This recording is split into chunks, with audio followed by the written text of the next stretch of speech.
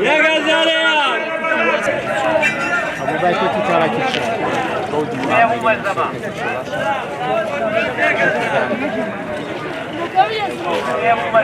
بەڵێ ئەمەوەکو گەنجانی باشوور ئەوڕۆ لە شارانە هەڵمەتێکمان دەست پێ کردووە بۆ شارکردنەوەی خەڵک بۆ ناسینەوەی کاڵای تورکی بۆ شێوە کارتە تەوزیع دەکەین و زانیار دەینە خەڵک بۆ ئەوەی کاڵای تورکی بناسنەوە و لە خۆرا کاڵای تورکی نەکردن و وەکو مەبەستمانەوەی ئابووری تورکیا لاواسکەین لەو ڕێگایەوە. بەڵێ بێگومان هەر کاڵایە کە تو لێرە دەیکڕی پارەکە یعنی لەڕێ بازرگانان دەگاتەوە بەدەستی بازرگان تورکەکان ناوی شۆک و فیشێک بەسەری کوردانیەوە دەنێتەوە بێگومان کاریگەری دەبێ و هەر کاڵا کە لێرە نافرۆشێ کاریگەر دێ بۆ سەر ئابووری تورکیا و لاوازی دەکا و هیوادارم هەموو کوردێک وەکو ئەرکێکی نیشتیمانی بایکۆتی کاڵای تورکی بکە.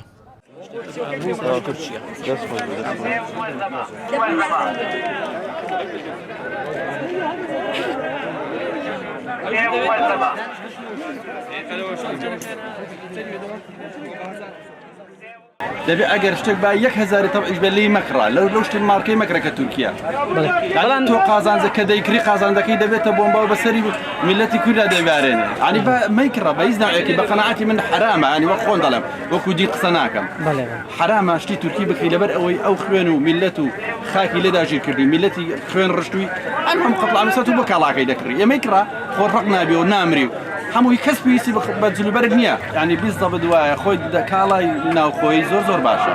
کاڵای ناوخۆی باش هەم ئیسفادە بە خۆ میلەتەکە دەگا ئیسفادە بە حکوومەتەکەی خۆت دەگا بەڵام بە هیچ شێوەیەکی من لەگەڵ ئەوەی دانیم هەتا بۆتان دەکرێت کاڵای تورکی مەکڕن کاڵای تورکی ئەوەی کە ئێمە لە دەستمان دێ ئەوەیە کە ئێمە نەتوانین ئیسفادێک بە تورکیا بگەێنی